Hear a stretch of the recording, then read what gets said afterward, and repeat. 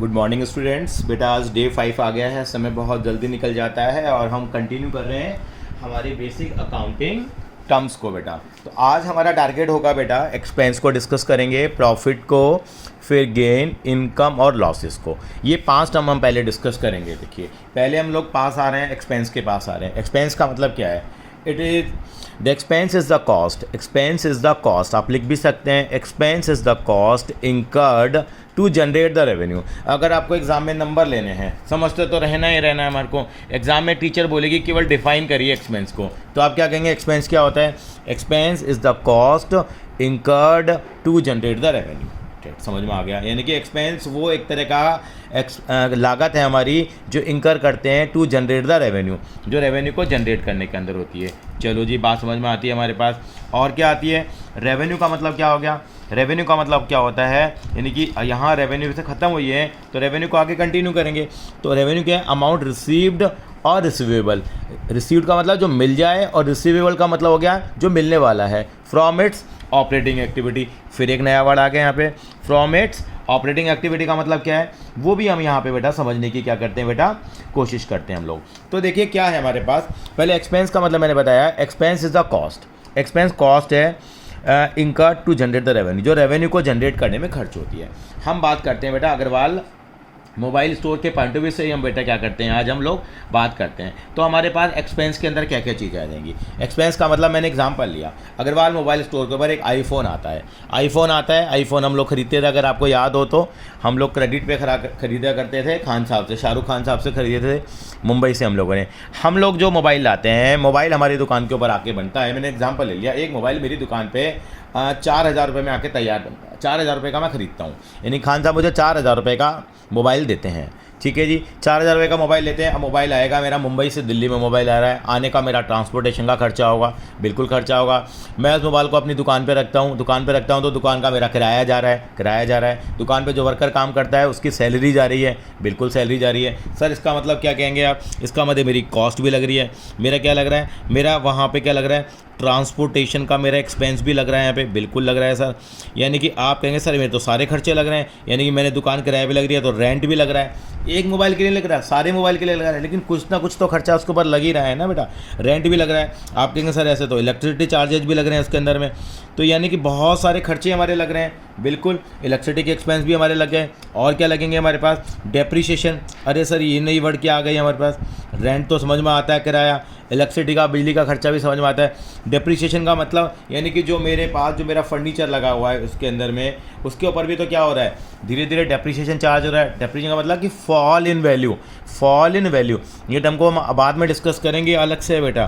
Fall in value, value में fall होना, यानी कि डेप्रीशिएशन का मतलब क्या होता है? फर्नीचर की वैल्यू गिरते आती है। इसका मतलब मेरा वो भी एक तरह का क्या है? मेरी टूट फूट तो हो ही रही है बेटा, तो वो भी मैं खर्चा ऐड करूँगा। यानी कि सर ये तो बहुत सारी बातें हो जाएंगी। हाँ जी, क्या एक एक छोटी छोटी चीज़ को करेंगे कि हम लोग नहीं, बहुत ज़्यादा डिटेल में नहीं जाना। इसका मतलब एक्सपेंस क्या हो गया? एक्सपेंस इज़ द कॉस्ट, यानी कि वो लागत है incurred to generate the revenue, जो रेवेन्यू को जनरेट करने में हो रही है। यानी कि फॉर एग्जांपल मेरा मोबाइल कितने का आया मेरे पास? 4,000 रुपये की तो एक्चुअल कॉस्ट थी उसकी। बाकी ये सारे खर्चे लगा लोगों के मेरे पास वो मोबाइल बनता है, 1,000 रुपये के खर्चे लग जाते हैं। यानी कि मेरा एक्सपेंस कितना हुआ? यानी कि मेरा 5,000 रुपये मैंने क्या मान लिया बेटा यहाँ पे? 5,000 रुपये मेरे लिए क्या हो गया बेटा? 5,000 रुपये मेरे पास और फर्दर खर्चे लग गए। यानी कि ये मेरी कॉस्ट है। ये सारे के सारे कहलाएंगे क्या? एक्सपेंस ही। यानी 5,000 रुपये का मेरा एक्सपेंस है। यानी कि और मैंने ये मोबाइल पता कितने का बेचा? मैंने ये मोबाइल बेच दिया बेटे 7,000 रुपीज़ का बेच दिया मैंने। 7,000 का बेच दिया, वो मेरे लिए क्या कहलाएगा बेटा? वो मेरे लिए कहलाएगा रेवेन्यू कहलाएगा। क्या कहलाएगा? रेवेन्यू कहलाएगा। तो आप कहेंगे सर पूरी कहानी में बचा क्या? अब पूरी कहानी के अंदर में बचा क्या? यानी कि मेरा प्रॉफिट कितना हुआ? तो आप कहेंगे सर प्रॉफिट कितना हो गया? प्रॉफिट मेरा कितना हो गया यहाँ पे बेटा? प्रॉफिट मेरा कितना माना जाएगा बेटा? 2,000 रुपये का माना जाएगा। कितना प्रॉफिट माना जाएगा मेरा? 2,000 रुपये का। यानी एक छोटा सा फॉर्मूला बन गया। प्रॉफिट कहूँ, कई लोग इसको इनकम भी कह देते हैं। आज मैं दोनों चीज़ भी क्लियर करूँगा आपको, ये प्रॉफिट और इनकम में क्या फ़र्क है या गेन में क्या फ़र्क है। ये चीज़ें काफ़ी हद तक सिमिलर सी लगती हैं। मेरी इनकम कितनी होगी? कोई बच्चे कहते हैं मेरा प्रॉफिट हो गया, यानी कितना प्रॉफिट हो गया मेरा? 2,000 रुपये का। कई लोग कहते हैं नहीं सर जी इनकम हो गई मेरी 2,000 रुपये की। यानी कि एक फॉर्मूला सा बना लिया। यानी कि हमेशा याद रखेंगे, बड़ा इंपॉर्टेंट फॉर्मूला है इनकम कैलकुलेट करने का। इनकम कैलकुलेट करने का फॉर्मूला क्या बनाया हम लोगों ने? रेवेन्यू माइनस में क्या बनाया बेटा? एक्सपेंस बनाया मैंने। क्या फॉर्मूला बनाया मैंने? इनकम का रेवेन्यू माइनस एक्सपेंस बनाया। तो एक बार दोबारा से क्लियर कर लूँ, यानी कि एक्सपेंस का मतलब क्या होता है? एक्सपेंस वो कॉस्ट होती है, वो इनकर्ड होती है टू जनरेट द रेवेन्यू। ठीक है जी, बात समझ में आ गई सर। रेवेन्यू क्या होता है? अमाउंट रिसीव्ड और रिसीवेबल। मोटी मोटी भाषा में कहूँ यानी कि पैसा मिलने वाला। अगर आप कहो ना मोटी भाषा में, ये मेरी कॉस्ट हो गई है और मेरी ये क्या हो गई? Selling price. जैसे 10वीं क्लास में आप पढ़ते आ रहे हैं, कॉस्ट का मतलब कितने की चीज़ पड़ी, यानी कि सर खर्चे वर्चे लगा लो, हमें नहीं पता कितने का मोबाइल पड़ा सर आपका। सर मोबाइल आपने समझाया मुझे 5000 का पड़ा है, आपने कितने का मोबाइल बेचा है? मैंने बेटा ये देखिए आपको स्क्वायर नजर आएंगे, 7000 का बेचा है। क्या कमा लिया सर? 2000 रुपये कमा लिए। कमा लिए वर्ड हम लोगों ने यूज़ किया, यानी कि ये मेरी क्या कहलाती है सर? मेरा प्रॉफिट कहलाता है सर, ये मेरी इनकम कहलाती है। चलो यहाँ तक बात समझ में आ गई है। अब मैं एक चीज़ बताता हूँ, एक वर्ड आया था ऑपरेटिंग एक्टिविटी का मतलब बताता हूँ। अब यहाँ से ही हमारे पत्ते खिलना शुरू होंगे। ऑपरेटिंग एक्टिविटी का मतलब क्या है? अग्रवाल मोबाइल स्टोर का मेन काम क्या है? अग्रवाल मोबाइल स्टोर का मेन काम क्या है? Operating activity. ऑपरेटिंग एक्टिविटी का मतलब क्या होता है? जो उसका मेन काम होता है। अग्रवाल मोबाइल स्टोर पे क्या मिलेंगे? मोबाइल्स मिलेंगे, वो क्या कहलाएगा? उसका मेन काम कहलाएगा। अब मेरी एक छोटी सी बात समझिए, यानी कि अग्रवाल मोबाइल स्टोर मेन काम करता है मोबाइल बेचने का करता है जी। ठीक है जी, उससे जो पैसा कमाएगा वो क्या कहलाएगा बेटा? मैं बता देता हूँ, वो बता क्या कहलाता है? वो प्रॉफिट कहलाता है बेटा। क्या कहलाता है? प्रॉफिट कहलाता है। अब मैंने क्या करा, यहाँ पे एक छोटी सी कहानी को आगे बढ़ाया। आज अग्रवाल मोबाइल स्टोर ने क्या करा? अग्रवाल मोबाइल स्टोर अपनी दुकान के ऊपर आपको मालूम है फर्नीचर यूज करता है। अब फर्नीचर वो पुराना हो गया, फर्नीचर पुराना हो गया, मान लिया जी। फर्नीचर पता है मैंने कितने का ख़रीदा था? फर्नीचर मान लीजिए, या फर्नीचर के अलावा मान लीजिए मैंने कोई इन्वेस्टमेंट करी है, फर्नीचर को रहने देते हैं। अग्रवाल मोबाइल स्टोर क्या करता है? कहीं पे कुछ इन्वेस्टमेंट भी कर देता है। इन्वेस्टमेंट करी मान लो 50,000 रुपये की, कहीं इन्वेस्टमेंट 50,000 रुपये की करी, यानी कि ये बिल्डिंग की इन्वेस्टमेंट है, बिल्डिंग में इन्वेस्टमेंट करी है उसने, यानी कि मान लीजिए उसने कोई बिल्डिंग परचेज करी थी 50,000 रुपये की। आज वो बिल्डिंग उसने पता है कितने रुपये की बेच दी है? आज वो उसने बिल्डिंग बेच दी है 67,000 की। कितने की बिल्डिंग बेच दी है? यानी कि सेल कर दी है बिल्डिंग को 67,000 का। आप कहेंगे सर बहुत बढ़िया लगा सर, 17,000 रुपीज़ कमा लिए। सर ये भी कमा लिए? सर बड़ा कन्फ्यूज़न हो रहा है कमा लिए के अंदर में। ये एच में क्या कहलाता है? इसको टेक्निकली बता क्या कहता हूँ मैं? इसको गेन कहता हूँ बेटा। क्या कहता हूँ मैं? गेन। तो 3 टर्म बन के आई मेरे पास आज। ये गेन का मतलब क्या होता है? गेन वो होता है जो आपकी इर्रेगुलर एक्टिविटीज़ से आता है। जो किससे आता है बेटा? मेरी बात समझना बेटा, किससे आता है? जो इर्रेगुलर एक्टिविटी से आता है उसको क्या कहते हैं? गेन कहते हैं। यानी कि 3 टर्म आई मेरे पास। एक तो मेरे पास वर्ड आया प्रॉफिट, सर समझ में आया। एक वर्ड आया मेरे पास गेन, और एक मेरे पास वर्ड आया इनकम। सर इन तीनों का डिफरेंस बता दो, हमें तो तीनों एक जैसे लगते हैं। हाँ जी बेटा, होते तो तीनों एक जैसे ही हैं जी। अब जो एक आम आदमी है उसके लिए तो तीनों चीज़ें सेम है, लेकिन आप तो अकाउंटिंग पढ़ रहे हैं ना, तो आज से क्या याद रखेंगे? अगर मैं मोबाइल बेच के कमाऊँ तो मेरा क्या कहलाएगा? प्रॉफिट कहलाएगा। अगर मैं क्या चीज़ बेच के कमाऊँ? मोबाइल बेच के अगर प्रॉफिट कमाऊंगा, मतलब कुछ कमाऊंगा वर्ड बोल रहा हूँ मैं, यानी कि वट एवर भी I will earn, whatever I will earn word मैंने बोला, वट एवर भी I will earn from sale of goods और सर्विसेज। जो मेरा मेन काम है, जो मेरा कोर काम है, जो मेरी कौन सी एक्टिविटी है बेटा? जो मेरी ऑपरेटिंग एक्टिविटी है, उससे जो कमाऊंगा, उससे जो मैं अर्न करूंगा, वो मेरा क्या कहलाएगा? प्रॉफिट कहलाएगा मेरा। क्या कहलाएगा बेटा? प्रॉफिट। लेकिन टीचर वही कहेगी, नंबर किस बात के मिलेंगे आपको? बिल्कुल एक्यूरेट डेफिनेशन के मिलेंगे। वो डेफिनेशन भी हम थोड़ी देर में डिस्कस करने वाले हैं अभी। ठीक है, तो प्रॉफिट का मतलब क्या हो गया? प्रॉफिट वो चीज़ हो गई जो हम अपनी रेगुलर एक्टिविटी से कमाते हैं, यानी कि मैंने यहाँ पे लिखना पसंद करा रेगुलर एक्टिविटी से। और गेन क्या कहलाएगा? जो मेरी इर्रेगुलर एक्टिविटी से मैं कमाऊंगा वो मेरा गेन कहलाएगा। और प्रॉफिट और गेन का जो समेशन होगा, प्रॉफिट और गेन का समेशन होगा, तो वो क्या कहलाएगी? मेरी इनकम कहलाएगी। यानी कि इनकम एक वाइडर टर्म है। क्या है? वाइडर टर्म है, एक बहुत बड़ी टर्म है, यानी कि बॉर्डर टर्म भी कह सकते हैं। Income includes both profit as well as gain.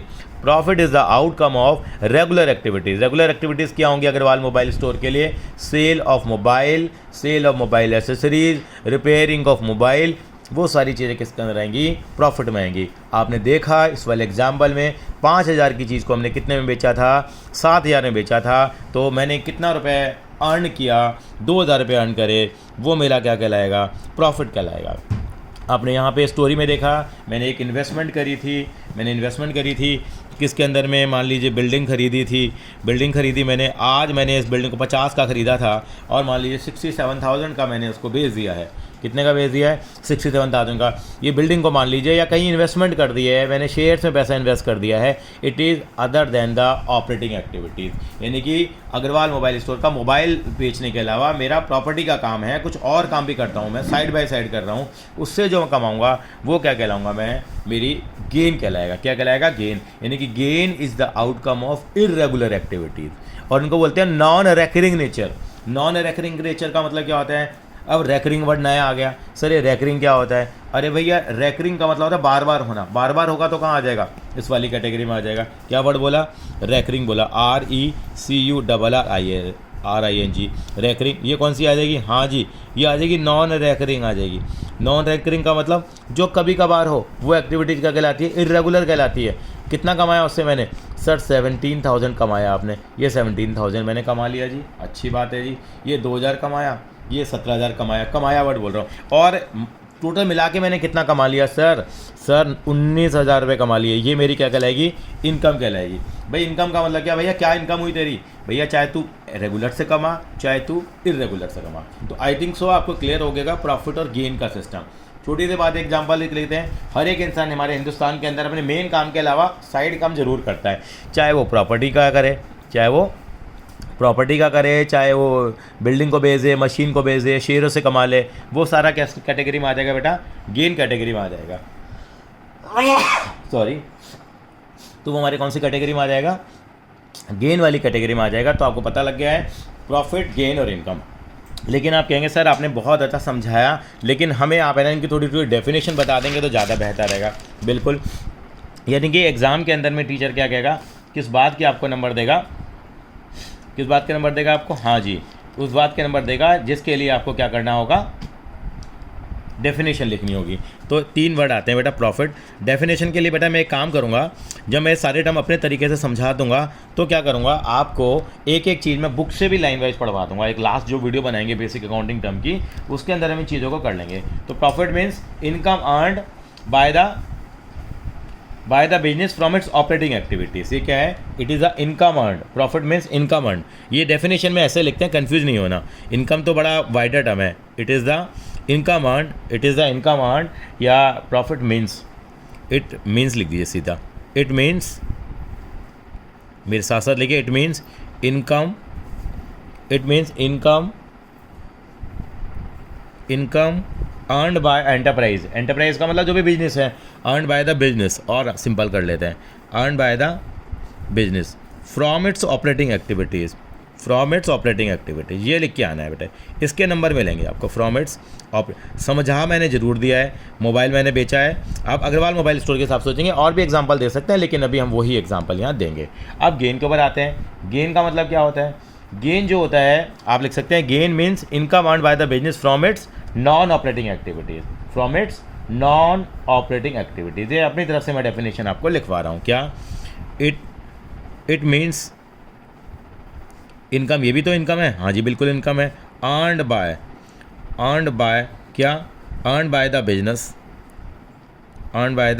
Business from its non operating activity. Example आप अपने लिखेंगे बेटा, फ्रॉम इट्स नॉन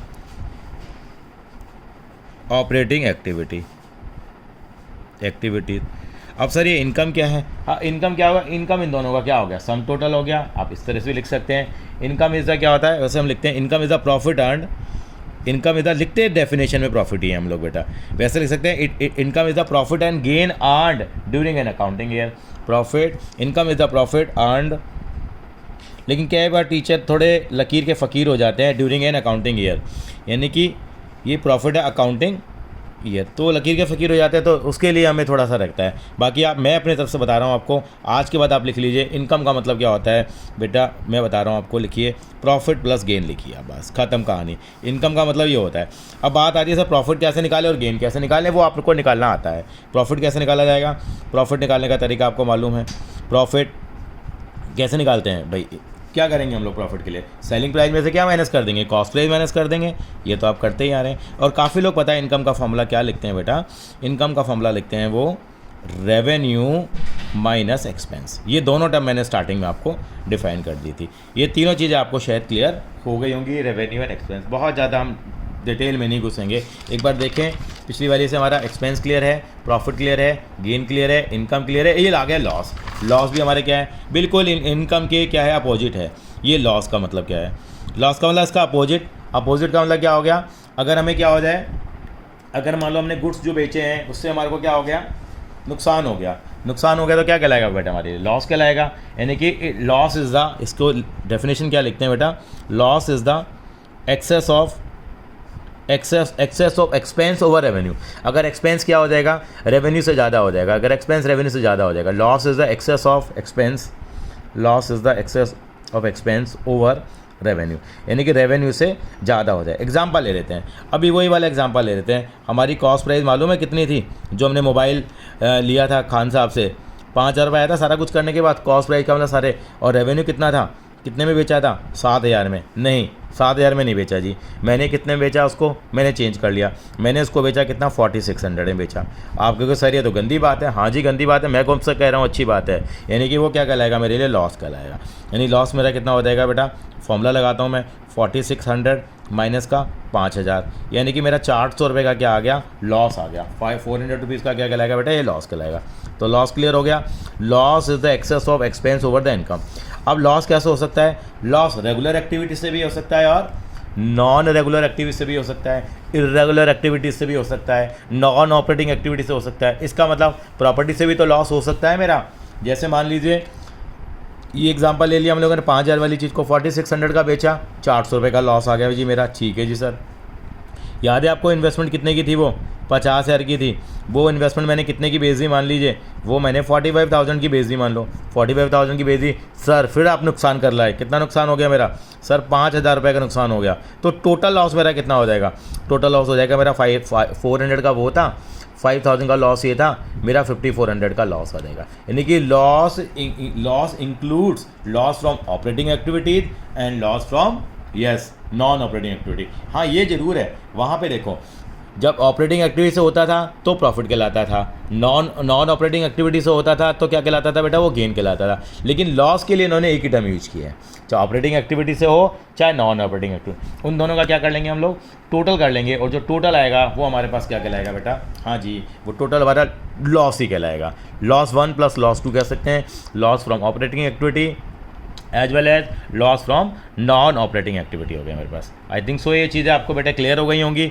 एक्सपेंस का मतलब भी मैंने समझा दिया था आपको बेटे। एक्सपेंस वाली टर्म जो है उसके अंदर में एक छोटा सा हम डिस्कशन और कर लेते हैं बेटा। एक्सपेंस जो टर्म थी ना, एक्सपेंस वाली टर्म के अंदर में दो चीज़ें बताई जाती हैं। एक टर्म होती है बेटे प्रीपेड होती है, क्या होती है बेटा, प्रीपेड। एक होती है आउटस्टैंडिंग। दो वर्ड आपको समझने बेटे पड़ेंगे, आउटस्टैंडिंग यानी कि ये होता है प्रीपेड एक्सपेंस होता है बेटा। क्या कहलाता है बेटा, ये प्रीपेड एक्सपेंस, और ये क्या कहलाता है बेटा, हाँ जी बेटा आउटस्टैंडिंग एक्सपेंस। यानी कि इनकी डेफिनेशन क्या है, ये दो क्या है, प्रीपेड और आउटस्टैंडिंग का मतलब क्या होता है, यानी कि क्या होता है, इसका मतलब क्या होता है, मैं देसी भाषा में कहूँ प्रीपेड एक्सपेंस का मतलब पहले पैसे दे दो और उसके बाद में क्या करेंगे बेटा, बेनिफिट आप बाद में लेंगे।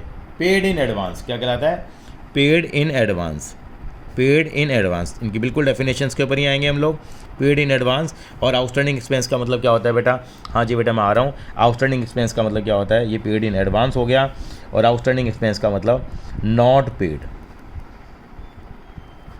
नॉट पेड यानी कि अभी तक हम लोगों ने जो पे नहीं करते वो क्या कहलाता है, आउटस्टैंडिंग कहलाता है। और पेड इन एडवांस का मतलब क्या होता है, प्रीपेड एक्सपेंस कहलाएगा। ठीक है, मैंने इनका एक नाम और दिया आउटस्टैंडिंग एक्सपेंस का, इनको बोलता हूँ पोस्ट पेड एक्सपेंसेस। क्या बोलते हैं हम लोग, पोस्ट पेड एक्सपेंस। ये मेरी अपनी डेफिनेशन है बेटा, पोस्ट पेड एक्सपेंसेस यानी कि जो एक्सपेंसेस बाद में वे करेंगे। एक होता है प्रीपेड, एक होता है पोस्ट पेड। एग्जांपल लेते हैं, यानी कि प्रीपेड एक्सपेंस का मतलब क्या होता है कि आप इसके अंदर में कह देते हैं कि पेमेंट तो आप कर देते हैं लेकिन अभी तक आपने उसका बेनिफिट यूटिलाइज्ड नहीं किया है। फॉर एग्जांपल आपके पास देखो बहुत आसानी से समझ में आ जाएगा, आप मोबाइल फ़ोन यूज़ करते हैं, मोबाइल फ़ोन के अंदर रिचार्ज कराते हैं, रिचार्ज कराते हैं सर, बिल्कुल रिचार्ज कराते हैं। तो यानी कि सर पहले हम रिचार्ज कराते हैं, उसके बाद हमें क्या मिलता है, उसका बेनिफिट मिलता है। यानी कि फॉर एग्जांपल आपने रिचार्ज करा लिया लेकिन आपको अभी बेनिफिट तो नहीं मिला ना।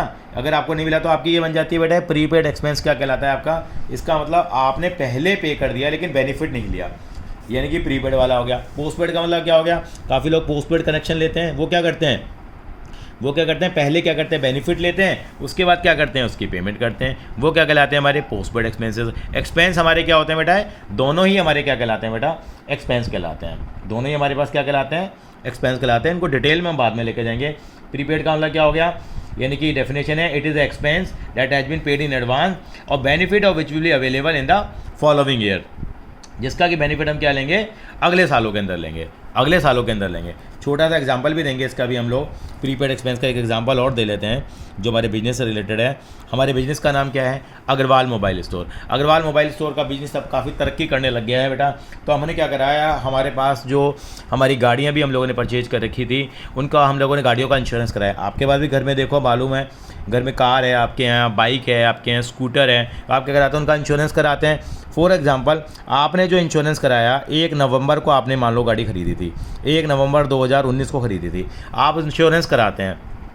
आप इंश्योरेंस कराते हैं तो इंश्योरेंस का प्रीमियम है ना एनुअल जाता है बेटा। क्या जाता है? एनुअल जाता है। तो आपने कब तक का इंश्योरेंस कराया?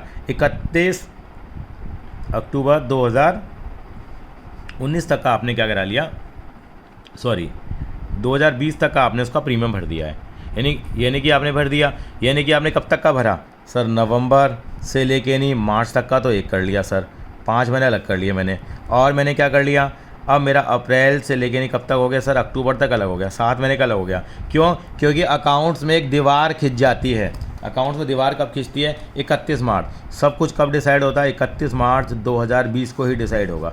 यानी कि आपने क्या करा, हम अकाउंटिंग ईयर करते हैं ना, जब अकाउंटिंग करते हैं, हिसाब किताब लगाते हैं, तो 31 मार्च 2020 को हिसाब लगाने बैठ जाते हैं। सर आपने खर्चा तो कर दिया है, पूरा का पूरा पेमेंट दे दिया आपने। पापा आपने उसको 5 महीने का क्यों नहीं दिया? आपने पूरे 12 महीने का क्यों दे दिया? आपने पेमेंट तो आपने इसी साल कर दी। इसी साल का मतलब इस वाले साल में कर दी हम लोगों ने। इस वाले साल को पता क्या बोलते हैं हम लोग? 2019-20 बोलते हैं। क्या बोलते हैं? 2019 और 20 बोलते हैं। इस वाले साल को बोलते हैं 2020 और 2021 बोलते हैं हम लोग। पेमेंट कर दिए 19-20 में, मज़े कब लिए जाएंगे इसके? कुछ मज़े ले लिए 19-20 में, कुछ मज़े कब लेंगे इसके? 2020-21 में। मतलब मज़े लेने का मतलब लुफ्त उठाना। ये एक तरह के बच्चे से ही मैंने डेफिनेशन ली, वो बच्चा बड़ा अच्छा ढंग से बोलता था। सर एक्चुअली में पेमेंट तो क्या कर दी हम लोगों ने? अभी कर दिया है, इसका लुफ्त उठाएंगे बाद में। लुफ्त का मतलब उसका बेनिफिट हम बाद में उठाएंगे। इसका मतलब क्या हो गया कि ये कौन सा एक्सपेंस कहलाते हैं? हमारे प्रीपेड एक्सपेंस। तो 7 महीने का खर्चा, 7 महीने का खर्चा क्या माना जाएगा बेटे? ये मेरे पास क्या माना जाएगा? मेरा प्रीपेड माना जाएगा। एग्जाम्पल देता हूँ, मान लो मैंने इंश्योरेंस कराया था 36,000 रुपये का। पूरे साल का इंश्योरेंस कितना गया? 36,000 का। बंदा हिसाब लगाने लगेगा, अच्छा सर 36,000 रुपये का खर्चा है, तो सर वो क्या करेगा? 36,000 को 3 से डिवाइड करेगा, सॉरी 12 से डिवाइड करेगा। सर साल का खर्चा कितना बनता है? सॉरी महीने का खर्चा कितना बनता है? सर 3,000 बनता है। तो 3,000 बनता है, तो इसका मतलब मैंने 5 महीने का तो मेरा बनता था पे करना इसी साल का, लेकिन सर मैंने अगले महीने का 7 महीने का एक्स्ट्रा भी तो पे कर दिया। मैंने बिल्कुल एक्स्ट्रा पे कर दिया। जब हमने किताबें बनाएंगे अपनी, जब बैलेंस शीट बनाएंगे, एक वर्ड आएगी बाद में बैलेंस शीट, उस पर भी डिस्कशन करेंगे। ये क्या करेंगे हम लोग? तो 3,000 इंटू में 7, तो 21,000 रुपये का मेरा खर्चा क्या माना जाएगा 31 मार्च को? प्रीपेड। यानी कि सब कुछ कब डिसाइड होता है? 31 मार्च को डिसाइड होता है। तो 21,000 को हम क्या मानेंगे? Prepaid expense. I think so समझ में आ गया होगा आपको। अब दूसरे टर्म पे आते हैं, आउटस्टैंडिंग के ऊपर आते हैं। आउटस्टैंडिंग का मतलब क्या हो गया? बिल्कुल ऐसे ही लेंगे। अब हमारे यहाँ पे कुछ वर्कर काम करते हैं, तो वर्कर को क्या देनी पड़ेगी? हमें तनख्वाह देनी पड़ेगी, नहीं देनी पड़ेगी? बिल्कुल देनी पड़ेगी। हमारे यहाँ वर्कर काम करते हैं और वर्कर को हम लोग क्या कहते हैं? 4,000 रुपये महीना देते हैं हम लोग। 4,000 रुपये पर मंथ देते हैं हम लोग उसको। सैलरी कितनी देते हैं? 4,000 रुपये पर मंथ देते हैं। मैंने मोबाइल की भाषा में समझा दिया। पहले आपने बेनिफिट ले लिया, उसके बाद आप पेमेंट करते हैं, तो आपकी वो लाइबिलिटी भी बन जाती है। आउटस्टैंडिंग एक्सपेंस को हाँ दूसरे शब्दों में क्या बोलते हैं बेटे हम लोग? लाइबिलिटी भी बोलते हैं। क्या बोलते हैं बेटे? लाइबिलिटी। और इसका क्या बोलते हैं बेटा हम लोग? ये हमारे पास क्या कहलाती है बेटा? एसेट कहलाती है। क्या कहलाती है बेटा? एसेट्स कहलाते हैं हमारे पास। चलिए जी, 4,000 पर मंथ एक एम्प्लॉय की क्या है? सैलरी है, तनख्वाह है। अब आप देखिए, अब 4,000 पर मंथ की सैलरी है, लेकिन आपने क्या करा? आपने उसको सैलरी पे नहीं करी। आपने देखा भी कोरोना के कारण कितनी प्रॉब्लम चल रही थी, बिल्कुल चल रही थी। अब हुआ क्या? आपने क्या करा? उसको सैलरी पे नहीं करी। कब पे नहीं करी आपने कहा कोरोना का संकट चल रहा है यार, मैं तो सैलरी पे नहीं करता। नॉर्मली सैलरी हम क्या करते हैं? बंदा पूरे टाइम काम करता है, उसके बाद क्या करते हैं? उसको हम सैलरी देते हैं हम लोग। हमारे हिंदुस्तान के अंदर सैलरी देने की डेट वैसे 7 तारीख होती है जनरली हम 7 तारीख को तनख्वाह देते हैं, बाकी तो कभी भी दी जा सकती है। अब हुआ क्या? जो मेरा साल चल रहा था 2019-20 में, कोई वर्कर पूरे साल मेरे साथ काम कर रहा था। 2019-20 में हुआ क्या? मैंने उसको फरवरी की और मार्च की सैलरी नहीं दी। फरवरी और मार्च की सैलरी नहीं दी, यानी कि मैंने क्या करा? फरवरी का पेमेंट नहीं दे रहा। फरवरी का पेमेंट मुझे कब करना था? वैसे मैंने बताया ना, हम अगले महीने देते हैं, यानी कि मार्च में देते हैं। मार्च का पेमेंट कब देते हैं? हम अप्रैल में देते हैं। मैंने फरवरी की तनख्वाह भी नहीं दी और उसको मार्च की तनख्वाह भी नहीं दी, बिल्कुल नहीं दी मैंने। तो इसका मतलब क्या हो गया? ये मेरा क्या हो गया? 31 मार्च 2020 को मैंने हिसाब लगाया तो मैंने कहा सर आपने 2 महीने की तो तनख्वाह नहीं दी तो क्या हुआ? इसका मतलब ये पेमेंट क्या भी आउटस्टैंडिंग है। क्या है ये? आउटस्टैंडिंग। कितनी हो गई सर? ये हो गई 4,000। 2 महीने का नहीं दिया, 8,000। तो 8,000 रुपये क्या कहलाएगा मेरे लिए? आउटस्टैंडिंग एक्सपेंस कहलाएगा।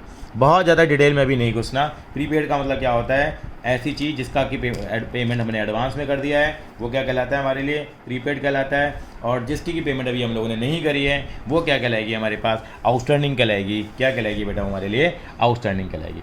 तो ये हमारे पास इसका बाइफिकेशन था बेटे। इसी में हम छोटी छोटी टर्म्स और ले लेते हैं बेटा, क्योंकि चैप्टर को हम लोग धीरे धीरे ख़त्म करने की तरफ ही आगे बढ़ेंगे हमारे, क्योंकि और ज़्यादा अब इतनी कोई टर्म रही नहीं है हमारे पास, हम बात करते हैं। तो बेटा अब आते हैं बेटा, हम लोग छोटी छोटी टर्म्स और आएंगे हमारे पास। ये कितनी टर्म हो गई, अगर हम टोटल करना शुरू करें तो देखो मैं आपको याद दिलाऊं अभी तक हमने क्या क्या डिस्कस कर लिया था, एक बार समराइज़ करें।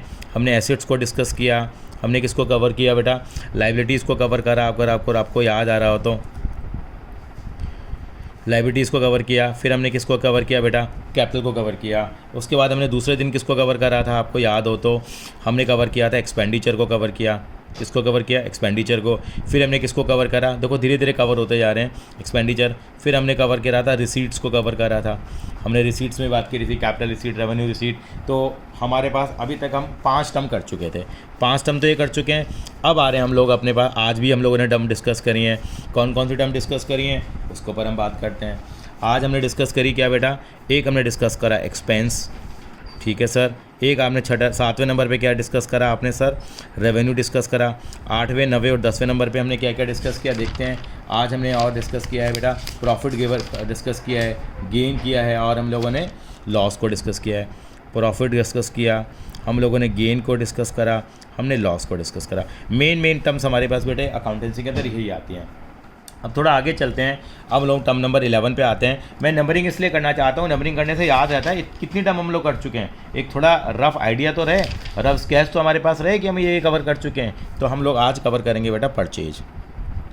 क्या कवर करेंगे बेटा, परचेज का मतलब क्या होता है। उसके बाद हम कवर करेंगे बेटा 12वें नंबर पे कि सेल का मतलब क्या होता है हमारे पास। फिर इनका उल्टा कर लेते हैं, क्या बेटा, हाँ जी, परचेज रिटर्न का मतलब क्या होता है। फिर हम कवर करेंगे, हाँ जी बेटा, सेल रिटर्न का मतलब क्या होता है। सेल रिटर्न को भी हम क्या करेंगे, कवर करेंगे, बहुत ज़रूरी है बेटा। एक हम कवर करेंगे revenue from operation, revenue from operation. क्या बोला बेटा मैंने, हाँ जी, रेवेन्यू फ्रॉम ऑपरेशन। इसको हम आरएफओ का नाम देते हैं, क्या नाम देते हैं, आरएफओ का नाम देते हैं। ये हम लोग जरूर डिस्कस करेंगे। और हम डिस्कस करेंगे बेटा, मैं पहले भी बता चुका हूँ, गुड्स को हम डिस्कस करेंगे, फिर हम इन्वेंट्री को। मैं तो इन दोनों टर्म को एक ही मानता हूँ, जहाँ तक क्लास 11th है तो आप इन दोनों टर्म को एक ही मान के चलेंगे। फिर हम डिस्कस करेंगे 18 और 19 में, आज हम इस टर्म्स को ख़त्म कर ही लेंगे बेटा।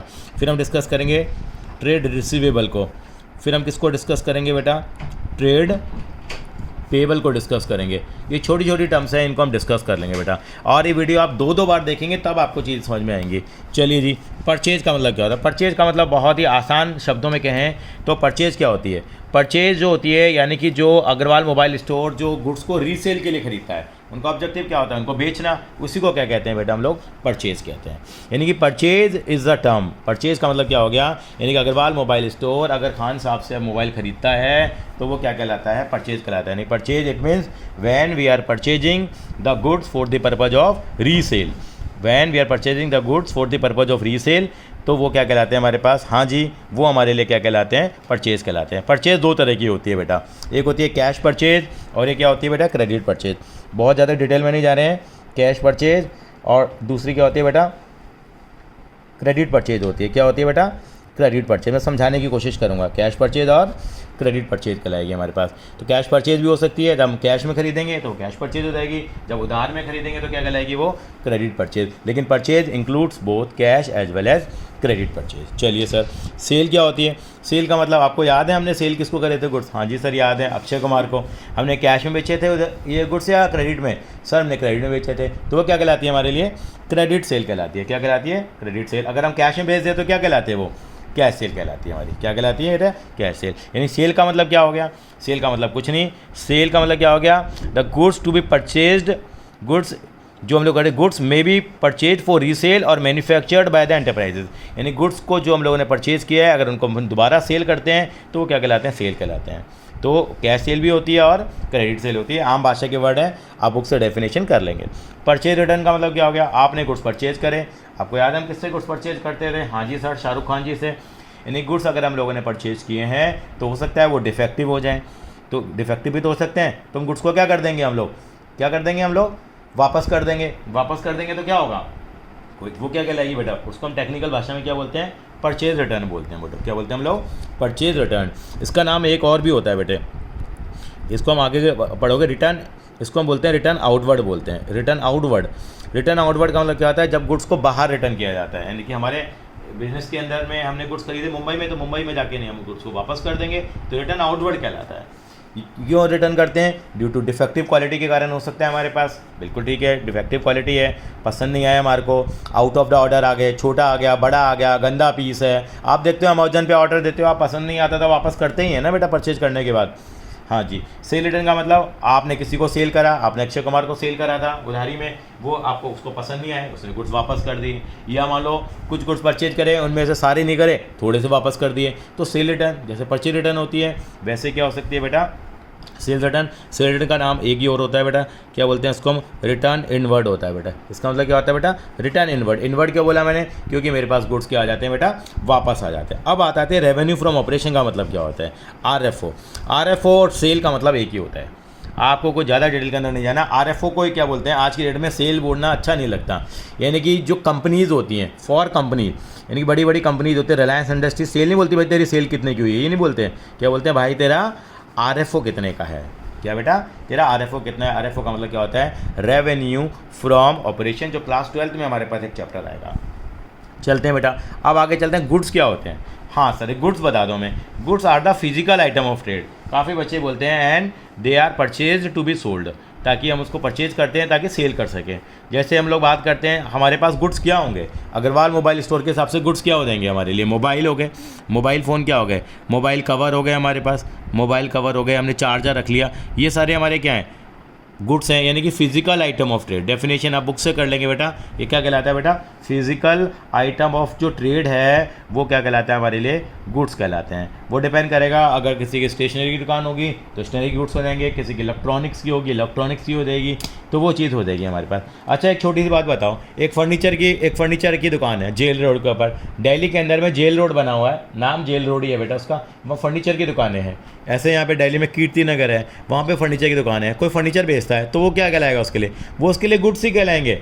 लेकिन अग्रवाल मोबाइल स्टोर अगर फर्नीचर बेचता है तो वो उसके गुड्स नहीं है, क्योंकि मैं उसमें काम नहीं करता।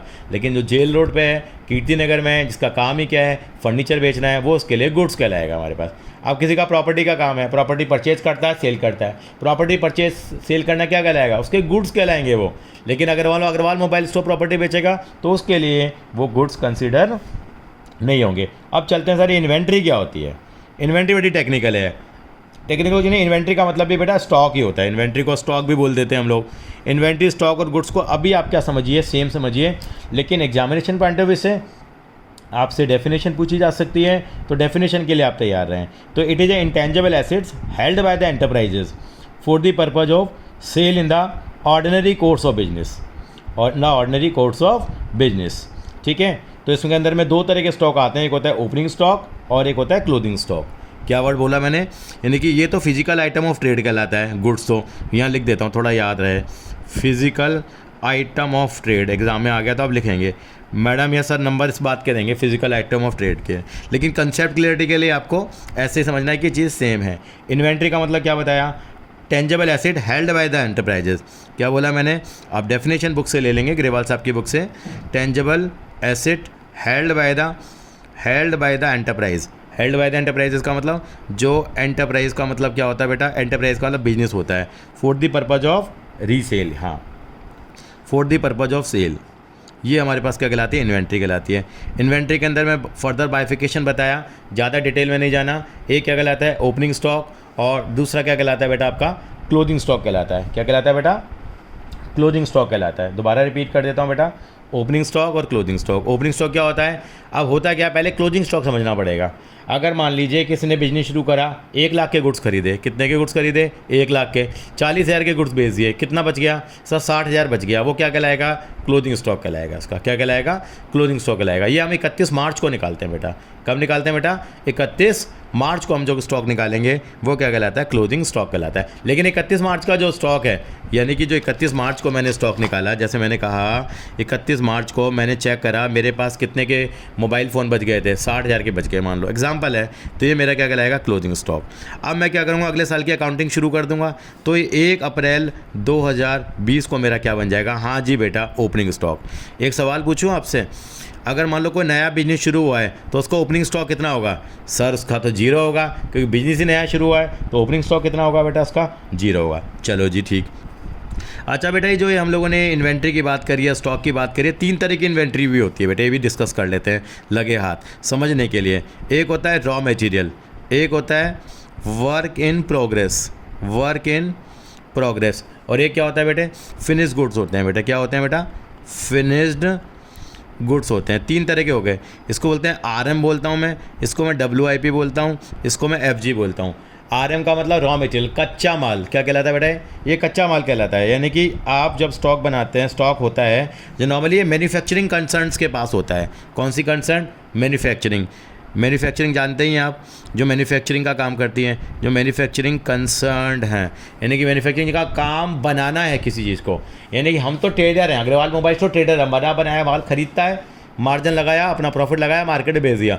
लेकिन कंपनियां होती हैं जो मैन्युफैक्चरिंग का काम करती हैं। जैसे आपने नेस्ले कंपनी का नाम सुना होगा, बहुत मैगी खाते हैं आप लोग, यानी मैगी का काम है। वो कंपनी का क्या करती हैं, वो अपने गुड्स को क्या करती है, यानी कि अपनी मैगी को मैन्युफैक्चर करती हैं। तो उनके पास स्टॉक 3 स्टेज में पाया जाता है। रॉ मटेरियल का मतलब कच्चा माल, कच्चा माल की मैगी भी बनी नहीं है अभी, वो कौन सा कहलाएगी, स्टेज कहलाएगी बेटा, रॉ मटेरियल कहलाएगी। क्या कहलाएगी, रॉ मटेरियल कहलाएगी।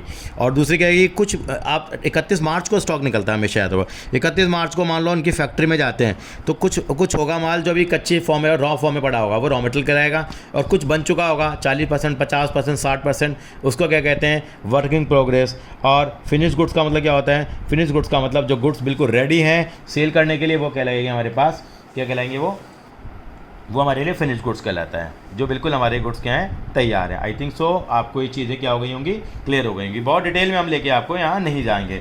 अब 2 चीज़ें और रह गई हैं बेटा, वीडियो भी बहुत लंबी हो रही है। एक रह गया हमारे पास, यहाँ डिस्कस करा हम लोगों ने, ट्रेड रिसीवेबल। ट्रेड रिसीवेबल का मतलब, ट्रेड का मतलब व्यापार, रिसीवेबल मतलब व्यापार में जो मिलने वाली चीज़ है, उसको क्या कहते हैं हम लोग, ट्रेड रिसीवेबल।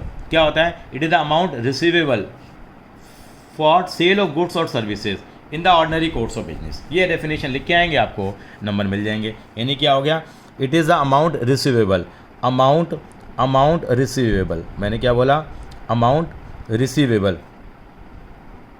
अमाउंट रिसीवेबल किससे बेटा, किससे मिलेगा आपको, फ्रॉम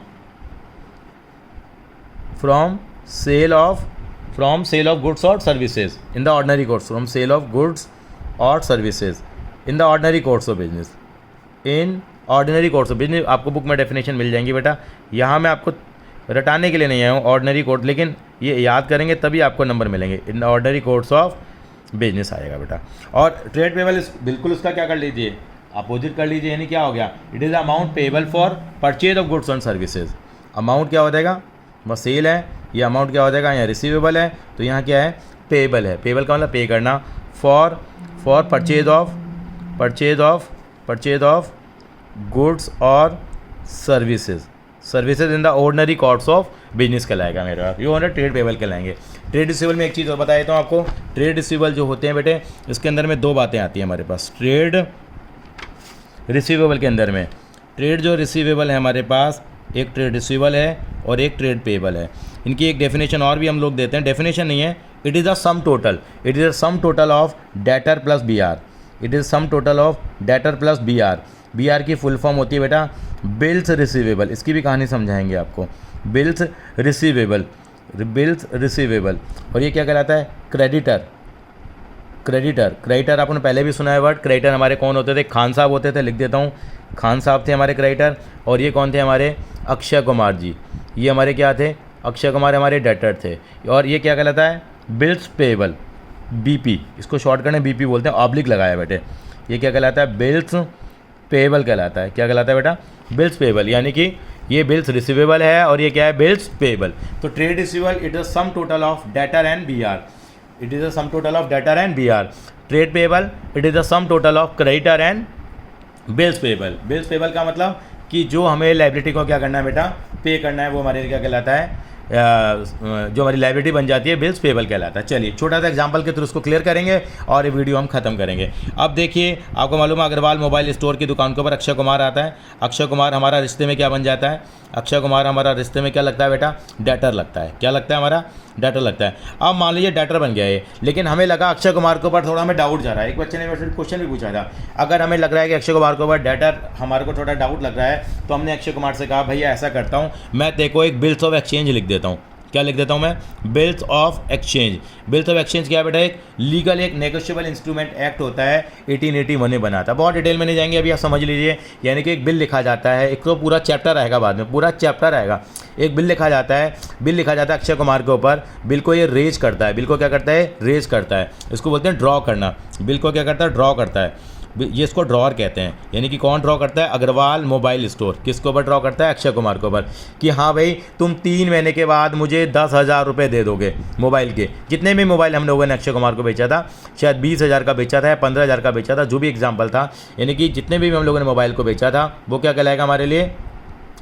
ये अगर अग्रवाल मोबाइल स्टोर एक बिल लिख के दे देगा अक्षय कुमार को, हाँ भाई मुझे तुम्हारे ऊपर डाउट है, मुझे तुम्हारे ऊपर भरोसा नहीं है, मैं एक बिल लिख के दे रहा हूँ, उस बिल के ऊपर तुम अपने साइन करो, हाँ I will pay to you, कि 3 महीने बाद मैं आपकी पेमेंट दे दूंगा। तो क्या हो जाता है, वो साइन करने के बाद वो डॉक्यूमेंट जो आता है वो अग्रवाल मोबाइल स्टोर अपने पास रख लेता है, तो वो यानी कि क्या बन जाता है? वो था तो डेटर, अब डेटर से किस में कन्वर्ट हो जाता है बेटा? वो BR में कन्वर्ट हो जाता है। क्या कहलाता है? BR। इसको बोलते हैं बिल रिसीवेबल। मतलब क्या है? डेटर और BR का मतलब यही है। डेटर एक प्राइमरी स्टेज है, डेटर फर्दर किस में कन्वर्ट हो सकता है? आपका बिल्स रिसीवेबल में कन्वर्ट हो जाएगा। वो क्या कहलाएगा? Bill receivable. ऐसे ही अक्षय कुमार के लिए क्या बन जाएगा वो? हाँ जी, अक्षय कुमार के लिए क्या बन जाएगा? अक्षय कुमार के लिए अग्रवाल मोबाइल स्टोर क्या है? क्रेडिटर है। क्या है? क्रेडिटर है। और साथ साथ में क्या बन जाएगा वो उसके लिए? हाँ जी, वो उसके लिए क्या बन जाएगा? बिल्स पेबल बन जाएगा। क्या बन जाएगा बेटा? Bills payable. यानी कि अगर आप अभी पेमेंट नहीं कर पा रहे हैं, अग्रवाल मोबाइल स्टोर को अक्षय कुमार पेमेंट नहीं कर पा रहा, तो अक्षय कुमार के ऊपर एक बिल लिख देंगे। बिल का मतलब वो वाला बिल नहीं है जो आप सामान बेचने के बाद आपको मिलता है दुकानदार से। ये बिल्स ऑफ एक्सचेंज होता है, ये नेगोशिएबल इंस्ट्रूमेंट एक्ट होता है। 1881 के अंदर लिखा हुआ वो बिल लिखा जाएगा, वो बिल अक्षय कुमार को दिया जाएगा, अक्षय कुमार उसके ऊपर साइन करेगा, उसके ऊपर लिखा होगा Akshay Kumar will pay ₹15,000 after the period of 3 month. उसके बाद अक्षय कुमार उसकी 3 महीने बाद पेमेंट कर देगा। 3 महीने तक वो क्या लगाएगा? रिश्ते में क्या क्या लगेगा? अब अक्षय कुमार डाटा नहीं लगेगा, वो क्या लगेगा? उसका BR लगेगा। क्या लगेगा? BR। और यहाँ पे इसका रिवर्स कर लेंगे, क्योंकि अक्षय कुमार को पे करना है, तो क्या बन जाएगा? Bills payable. I think so बेटा, अभी हम इतना करेंगे, वीडियो बहुत लंबी हो रही है। अगर आपको वीडियो पसंद आई हो तो ज़रूर आप लाइक करें, शेयर करें, सब्सक्राइब करें, ताकि आपको नोटिफिकेशन मिलते हैं, तो बाकी टर्म्स को भी हम डिस्कस कर पाएंगे। थैंक यू बेटा।